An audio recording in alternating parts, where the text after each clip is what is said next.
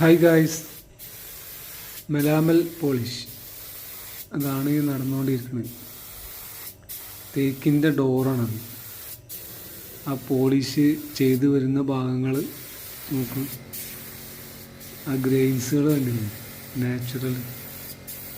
എന്ത് ഭംഗിയാണല്ലേ, രക്ഷയില്ലട്ടാ. അടിപൊളി